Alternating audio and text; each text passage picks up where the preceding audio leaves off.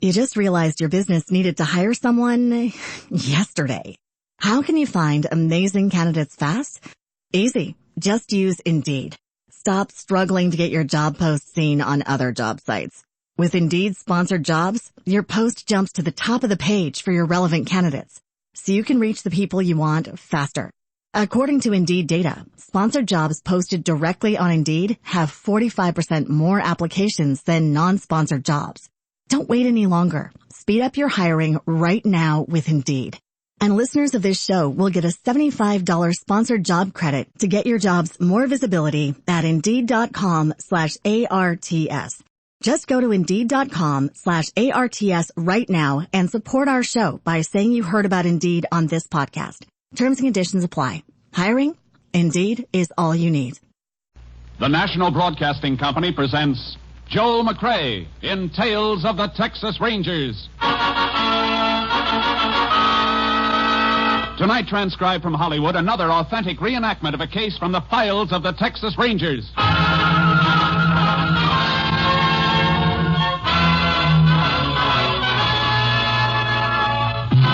Tales of the Texas Rangers, starring Joel McCrea as Ranger Jace Pearson. Texas, more than 260,000 square miles, and 50 men who make up the most famous and oldest law enforcement body in North America.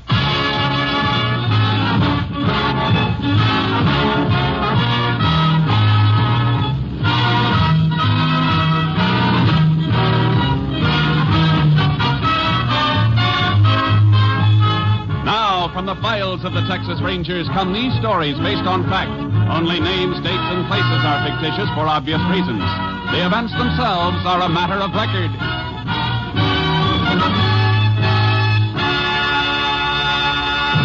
Case for tonight, paid in full.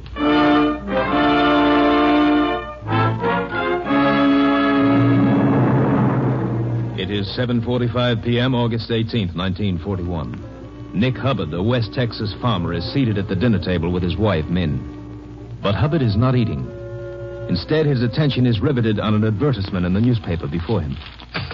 Will you stop staring at that thing and eat your supper, Nick? I ain't hungry. You've had your nose buried in them new car ads ever since you got the check for the cotton crop. That lot of good it's doing you. We can't buy one. We couldn't if I didn't have to pay that Mexican for working on shares. You could have made the crop yourself if you wasn't so lazy. You want to shut up or do I have to fetch you a punch in the mouth? I didn't mean nothing, Nick. Now shut your trap and keep it shut. $1,100 for my cotton, and I gotta give half of it to that Mexican. Ain't nothing you can do about it, Nick. Don't you go telling me what I can do. Doc took him and his family in, didn't I? Fed him, let him live in a shack on my land. Seems to me that's enough for any man to do for him, Nick. Worse than soap. Morales didn't chop enough cotton to make into a nightshirt. How can you say that, Nick? You got $1,100 out of his crop. Even half of that's more than you made before doing the work yourself. He knows you got the check, Nick. You can't stall him much longer. It's been 3 days now, and he's coming back again tonight. I reckon that's him now, Nick. Come on right up on the front porch like you own the place. You're busy with your dishes. I'll handle him.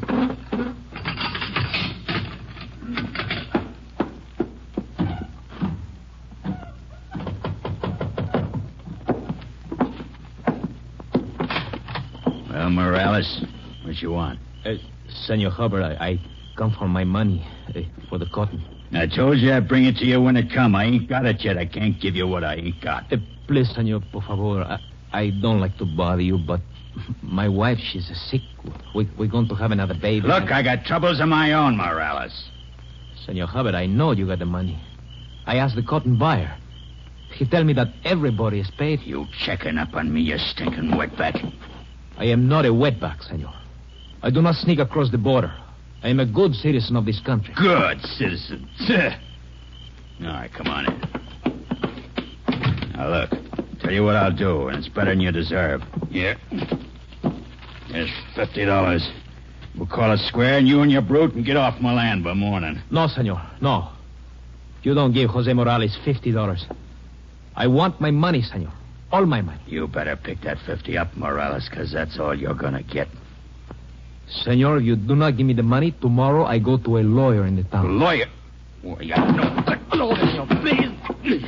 Please let me go, senor. You're going to take that 50 and sign a paper right now. Please. Nick, what is it? You stay out of this, men. Me and Morales just made a deal. Where's that pencil and some paper? In the second shelf. I do not sign any paper, senor. Come back here, Morales. I go to the law, senor. You ain't going far. Nick, no. No, not the shotgun. Let go of me. Nick, you're crazy. Get back. Come back here, you stinking wetback. No. All right, then. That brush ain't going to cover you. Oh, Nick. Nick, what'd you do? Shut up, man.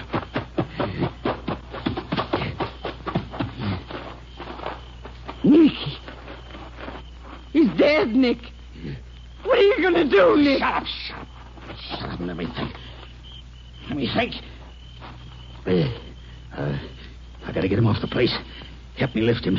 I better get him off the place. I can't, Nick. I can't touch him. Help me, I said. Keep your mouth shut. Forever from now on, keep your mouth shut. Or I'll shut it like I shut his.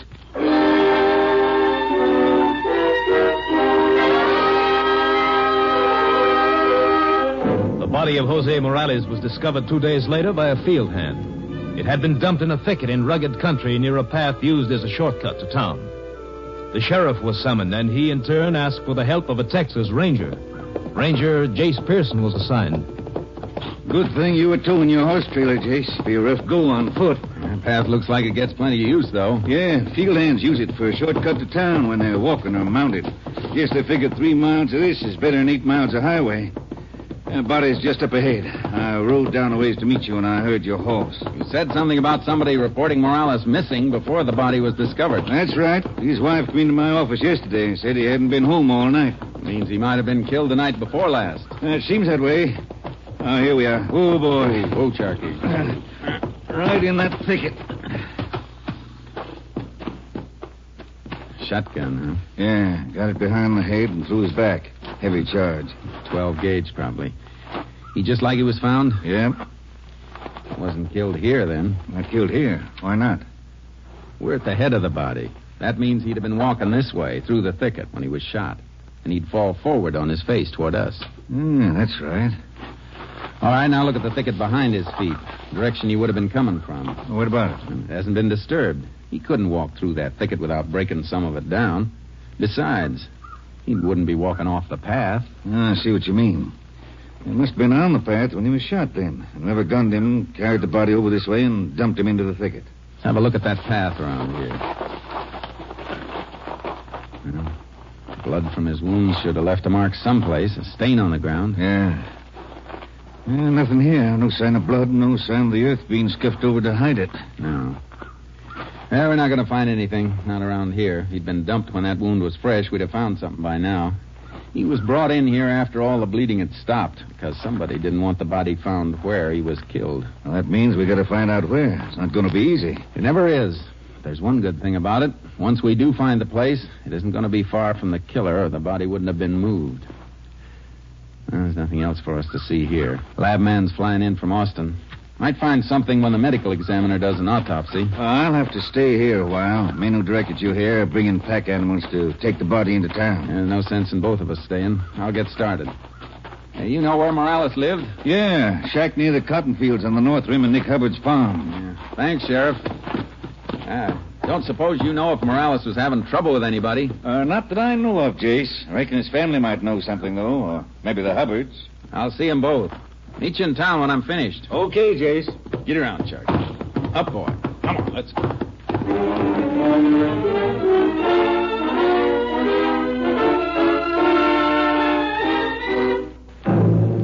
I got back to my car, loaded charcoal into the horse trailer, and drove to the Hubbard farm. Hubbard wasn't there, but his wife was out back scrubbing clothes. She was trembling and kept wetting her lips as she spoke to me, and I could see that she'd been crying. Yes. We heard about it maybe an hour ago. Somebody called on the party line to tell my husband. Where's your husband now, Mrs. Hubbard? He drove out to the Morales shack to tell Mrs. Morales and see if maybe there wasn't something he could do for her and the kids. Morales worked shares for us, you know. And so the sheriff told me. I don't know what his woman will do now. How far is the shack Morales lived in? A little over a mile. Our place goes back quite a ways.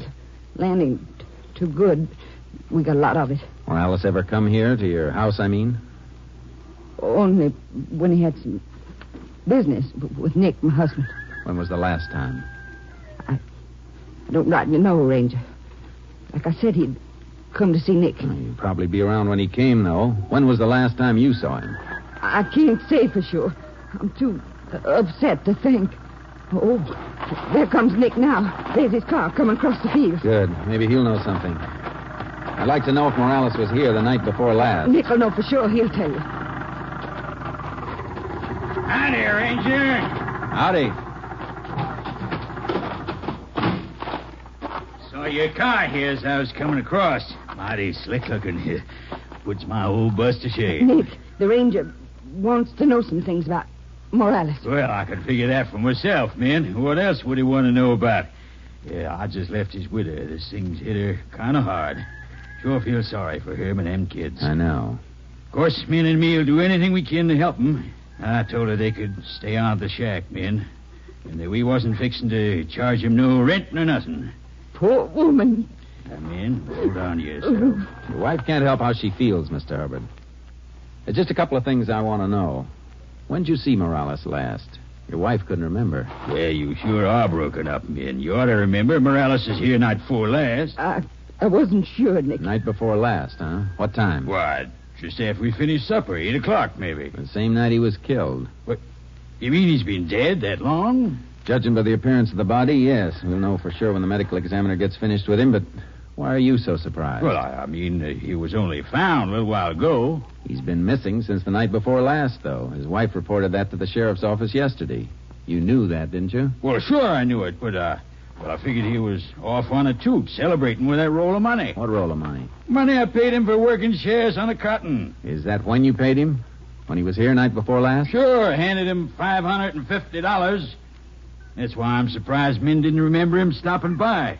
Why, you remember, Min. You was there when I handed him the cash and he made his X on that receipt I wrote out. I wasn't sure the night. So he had $550 cash on him. And now I can see a reason for his being murdered. Wait a minute. What's the matter? What? Something Mrs. Morales told me just a while ago when I was over there about a field hand who dropped in the night Morales disappeared. He wanted to borrow some money. Waited around for him, but when he didn't come, the fella said he'd walk down toward my place here and see if he couldn't meet Morales on the way. She mentioned the field hand's name? Can't remember. Shorty, I think. Shorty something. Anybody show up here that night looking for Morales? No, not while he was here, not after he left. Wasn't nobody, was there, Min? No. Must have met Morales away from here then, Ranger. Maybe the man you're after. Sure looks mighty possible, Hubbard. I'm going to see Mrs. Morales and find out who that man was. You want to point out the way? Do better than that, Ranger. I'll ride out with you. Fine. Let's go. Goodbye, Miss Hubbard. Bye, Min. Back later. Bye. Sure is a smooth car you got here, Ranger. I'm going to get me a new car soon.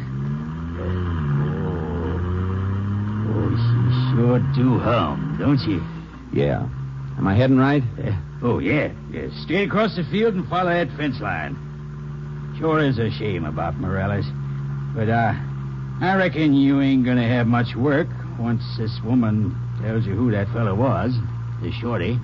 Yeah, it looks like you had a motive, all right. Sounds like the killer to me. I hope you get him, Ranger. Morales is a mighty fine Mexican, mighty fine. Hate to see anybody get away with killing him. Man, this is a fine car, ain't it? Ha! Listen to her purr.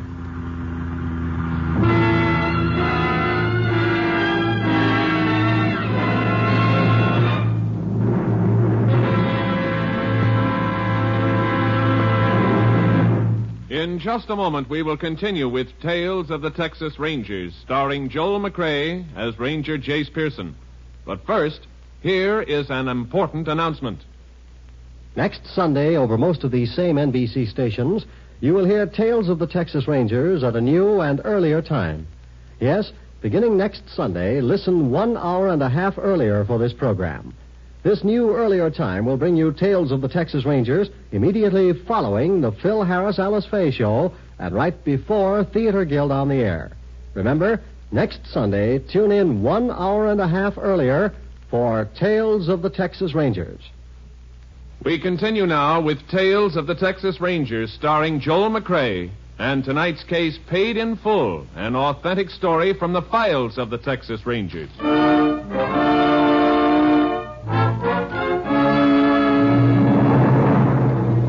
The Morales shack was threadbare, but scrubbed clean like the two wide-eyed kids who clung to their mother's skirts. There was heartbreak in her eyes. She kept it smothered for the sake of her children, till she sent them outside so we could talk. You just realized your business needed to hire someone yesterday. How can you find amazing candidates fast? Easy. Just use Indeed. Stop struggling to get your job post seen on other job sites. With Indeed sponsored jobs, your post jumps to the top of the page for your relevant candidates, so you can reach the people you want faster. According to Indeed data, sponsored jobs posted directly on Indeed have 45% more applications than non-sponsored jobs. Don't wait any longer. Speed up your hiring right now with Indeed. And listeners of this show will get a $75 sponsored job credit to get your jobs more visibility at Indeed.com/ARTS. Just go to Indeed.com/ARTS right now and support our show by saying you heard about Indeed on this podcast. Terms and conditions apply. Hiring? Indeed is all you need. Go. Play in the back. Papito, help Rosa find her dog. I try not to cry when they are near me. Take it easy, Mrs. Morales. Easy? What is easy? Life is hard for me, for them. And now they have no father to help them. Now, everything's going to be all right. I told you can stay on here rent-free and everything. We didn't want to stay here. We were going to move away and get a little place of our own for the new baby that's going to come. As soon as you gave Jose his money. Why do you make him wait so long? Well, For 3 days, every day he asked you for his share. And you keep saying you don't give the check yet. But you did. What is this, Hubbard? Well, it's just a little misunderstanding, Ranger. I can explain it. I didn't want to give Jose the money. I wanted to give it to Mrs. Morales here.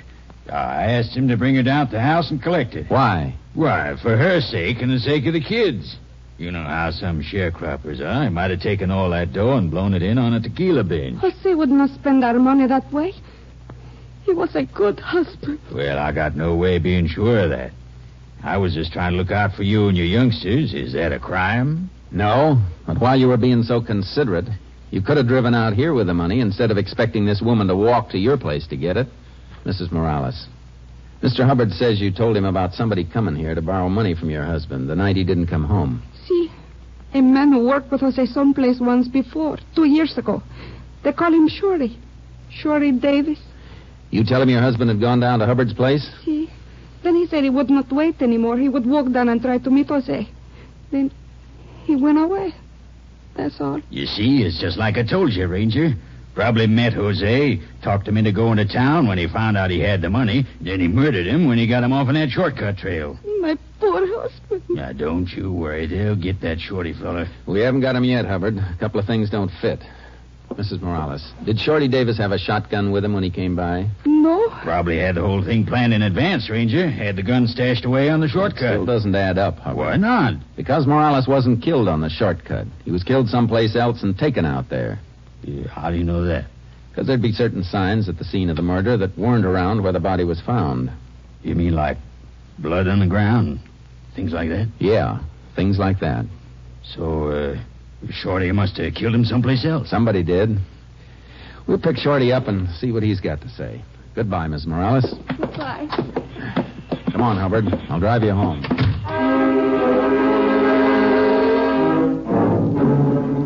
When I got back to the sheriff's office, it was late afternoon, and the medical examiner and our lab man had finished. The sheriff had a complete report. Hoping this speaks with your approval. Oh, the report's right there on my desk, Jace. That top folder. Thanks, Sheriff. Yours very truly. I'll sign it later, brother. Anything special in this lab report? Yeah, a few things. Yeah, let me show you. Look here. Shot followed a downward path, indicating that the gun was fired from above and behind the victim. Pattern of shot spread, a number of pellets striking target from normal number of pellets in regulation 12-gauge shell.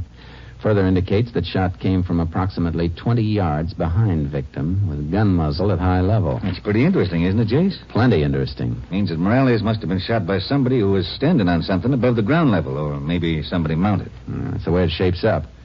You know anything about a field hand named Shorty Davis? Yeah, been around here for quite some time. You know where to find him? He doesn't live any place regular, just grubs around. Got hurt in an accident before the cotton season and never had a chance to put any money by. I reckon he's mighty hard up. Why do you want him?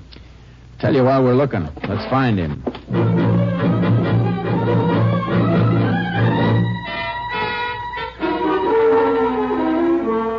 We combed the town until midnight, but there was no sign of Shorty Davis. I called my headquarters, and with the sheriff supplying a description, put out a statewide pickup. It was just after dawn when it paid off.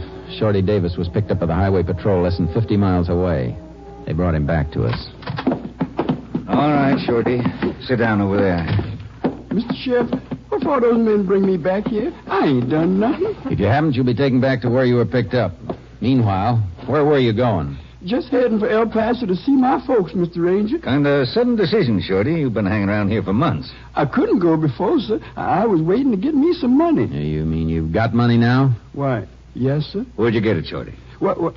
From an accident. You remember the accident I had, sir, when Mr. Hoxie Wilson hit me with his automobile? Well, the lawyer man, Mr. Corby, he got me some settlement money for getting hit. Is that the truth, Shorty? Won't take long to find out if it isn't. I wouldn't lie to you at all, sir. You could ask Mr. Hoxie Wilson. You better call him and check, Sheriff. I sure will. Operator, give me Hoxie Wilson's place. Yeah, Hoxie Wilson. Mr. Ranger, where did the sheriff think I got the money? You'll find out later, Shorty. How much have you got? Well, I had $100. Just spent a couple for eating yesterday. Hello, Hoxie. When'd you leave town? Yesterday morning. Fine, Hoxie. What time? Early, right after the bank opened, and Mr. Hoxie got me the money. Then you didn't know that Jose Morales was found dead yesterday morning? Dead? Murdered. He was murdered the night you stopped by his shack to see him. I never did see him that night. But you did stop by the shack. Yes, sir, but he wasn't home. His wife tell you that, sir. His story about the money is okay, Jace. Sir, I ain't telling you no stories. I'm telling you the truth. Well, just keep on telling it. Go ahead, Jace. I've been listening with one ear. Mrs. Morales told you where her husband was, didn't she? She said he was at Hubbard Farm, that's all. And didn't you leave the shack saying you'd go down to the farm and meet him? Yes, sir. I wanted to get to lend some money from Jose. He knew me. We worked together once. He loaned me before, and I always paid him back. We ain't asking about your credit rating, Shorty. What we want to know is what happened after you met Morales. I never did meet him. Wasn't nobody at Mr. Hubbard's place. The Hubbards weren't there? No, sir. I knocked hard on the back door, and there wasn't nobody there at all. Now, you've been mighty sure what you're saying, Shorty. I am sure, Mr. Sheriff. That old house was just plain empty. Jose wasn't there. I thought maybe he'd come back, or maybe he hadn't been there yet. So I went over in the field and sat me down on a stump and waited. Then Mr. Hubbard and his wife, they drove up real slow. Had a couple of horses hitched to the back of the car. Horses? Yes, sir. What kind of story are you trying to invent? I ain't inventing nothing, Mr. Sheriff. That's gospel. Didn't Hubbard see you? No, sir. Like I said, I was in the field, sitting by a stump. Well, didn't you let him know you were there? No, sir. It was Morales I come to meet, and he wasn't with him. I didn't want Mr. Hubbard raising a fuss with me and asking me what I was doing around his property at night. No, sir. That man, he mean. Jeez. Hubbard wouldn't be towing horses around at night without a reason. The only reason I can think of is for packing something to a place he couldn't get to in his car. You mean like packing Morales' body up that shortcut trail? That's right. But why'd they kill him? Because Hubbard was lying about paying Morales his share in that cotton crop. He acted mighty funny when it came out he'd stalled about paying. Shorty? Yes, sir? I want you to repeat your story and we'll type it. Yes. Take your statement. Statement. Yes. After that, Sheriff, we're going out and have a good look at Hubbard's farm. A darn good look. Excuse me a minute. Hello? Speaking. How did it happen? I see. Count on me for whatever it costs. Sheriff, what's the matter? That was Doc Barker. Mrs. Morales come into the funeral parlor to see her husband. She fainted, fell. Jace, she lost her baby.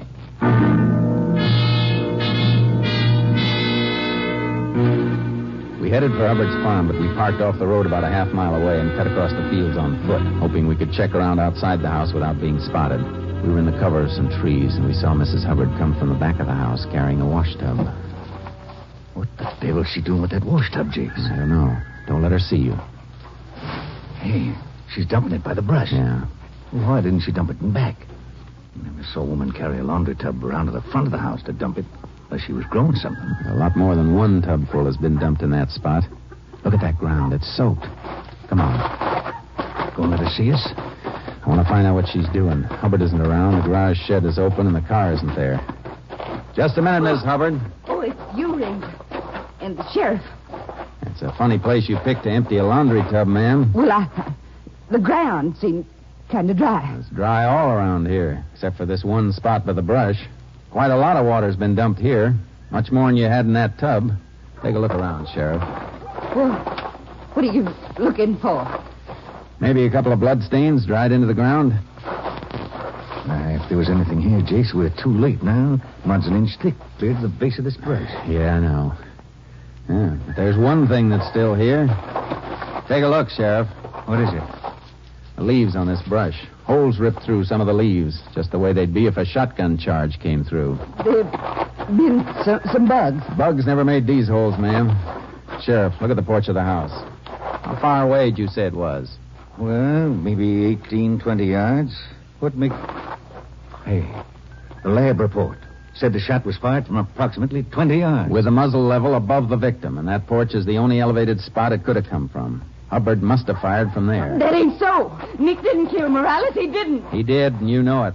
When I asked you when you'd seen Morales last, you kept stalling your answer until your husband came. He's committed 2 murders if the truth is known, men. Because Mrs. Morales just lost the baby she was carrying. Oh, no. Nick is your husband, men, but lying for somebody like him ain't right before earth or heaven. And you know it. I told him not to do it. I begged him to pay Morales, but he was greedy. He took a shotgun and... Where is the gun, ma'am? In the house. I'll show you. I can't go on with this no more. All last night he was dumping water out there by the brush where Morales fell. Something you said yesterday about bloodstain scared him. It scared me, too. That's why I brought the laundry water out there. I couldn't stop thinking about it. There's the gun. There in the corner. Maybe I ain't a fit wife. Maybe I shouldn't have told you, but I feel better about it now. I feel better. Some night maybe I'll sleep again if I live to be old enough. Where's your husband now, Mrs. Hubbard? I don't know. He left this morning before sunup to drive to Center City. Said he'd be back before noon. I guess we'll just sit and wait then, if you don't mind. Wait a minute, Sheriff. Car coming up the drive now. Take a look out through those curtains. That ain't Nick's car. Now, that one's brand spanking new. That's Nick in it, though. So that's what he went to Center City for. She's right, Sheriff. That man really loves new cars. Yeah, stand back from the window. Let him come in. Hey, man! Come give your eyes a treat. Howdy, Hubbard. Yeah, howdy, Sheriff. Ranger. And why are you looking at me like that? I told him, Nick. I told him everything. I told him how you cheated Morales, how you shot him in the back. Shut up! Shut your crazy mouth! No, you don't. Don't try that again. Now get up.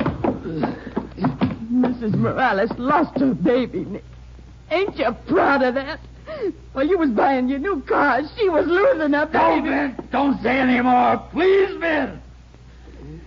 You got a new car, didn't you, Nick? You know where you're going to drive in it, don't you, Nick? You know where. Take care of her, Sheriff. I'll take him. Right, jeez. Come on, Nick. Let's go.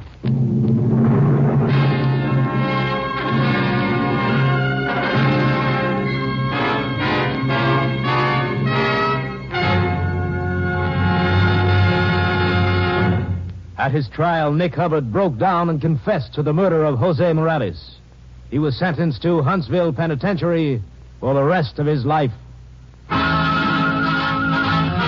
Next week, Joel McRae in another authentic reenactment of a case from the files of the Texas Rangers.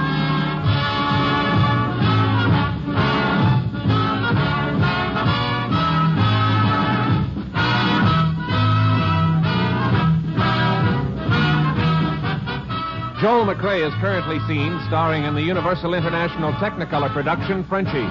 Tonight's cast included Tony Barrett, Virginia Gregg, Whitfield Connor, Ed Begley, and Juster Hairston. This story was transcribed and adapted by Joel Murcott, and the program was produced and directed by Stacy Keach. Hal Gibney speaking.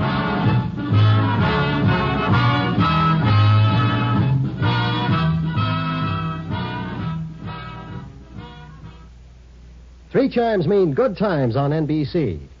Remember, next Sunday over most of these same NBC stations, listen 1 hour and a half earlier for Tales of the Texas Rangers. And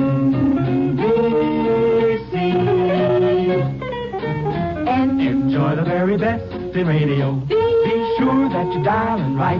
Seems like the very best in radio. Morning, noon, and night is from this station. Morning, noon, and night, NBC. Phil Baker invites you to join the $64 question next on NBC.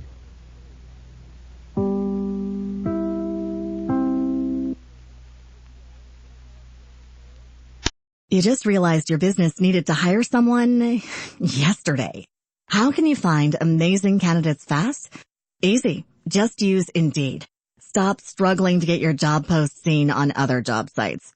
With Indeed sponsored jobs, your post jumps to the top of the page for your relevant candidates, so you can reach the people you want faster. According to Indeed data, sponsored jobs posted directly on Indeed have 45% more applications than non-sponsored jobs. Don't wait any longer. Speed up your hiring right now with Indeed. And listeners of this show will get a $75 sponsored job credit to get your jobs more visibility at Indeed.com/ARTS. Just go to Indeed.com/ARTS right now and support our show by saying you heard about Indeed on this podcast. Terms and conditions apply. Hiring? Indeed is all you need.